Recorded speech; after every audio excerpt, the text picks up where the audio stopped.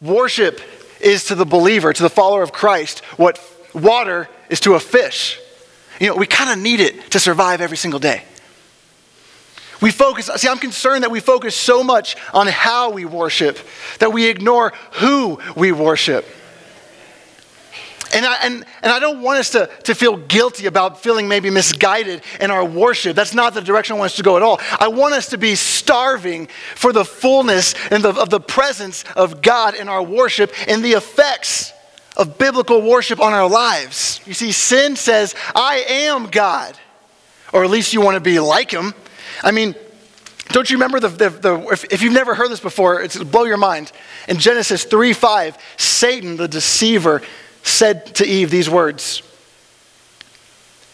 no, eat the fruit. Surely it won't kill you. It'll open your eyes and you'll be like God. And what was the sin of Satan? He wanted to be God. You see, we want all the power. We want all the decision making. We want all of the control. Submission says, lie down at the feet of God. We want to be God. That's the basis of sin. And so when we have God as the focal piece of our worship, I tell you what, you can worship anywhere. When God is the only thing that matters in my submission, saying, God, whatever you want with my life, you can do it.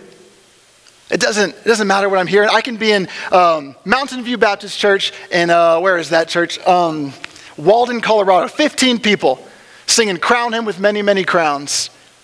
Great song. I can be singing Oceans at a Hillsong United concert with 15,000 people. I still love Jesus there too. My God does not change because of the beat of a song.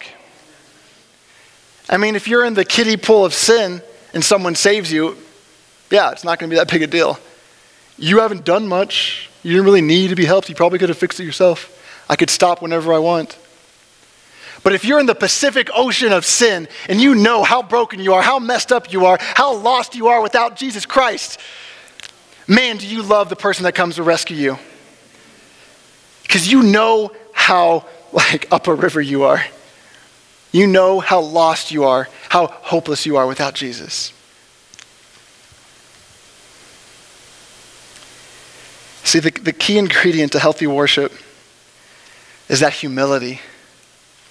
This is in Corinthians 10:31, we're reminded that whatever we do it all for the glory of God. What's really cool about this is it liberates us. Worship doesn't just happen on Sunday morning from 11 to 11:24. We can worship God in every single thing we do because we're submitting all of our responsibilities to God. In every single thing we do, we're seeking to glorify God and make the name of Jesus famous. Jesus described the kingdom of heaven like yeast that's worked into flour that spreads throughout the dough. Guys, it's not like here's the corporate world, here's the nonprofit world, here's the church world. No, the church is supposed to be part of everything. That's why it's so great that we're not all preachers. We need accountants. We need babysitters. We need teachers. We need truck drivers. We need all these things because you take the gospel to places some of us will never get into. We're like the germs. We're infecting the world with Jesus.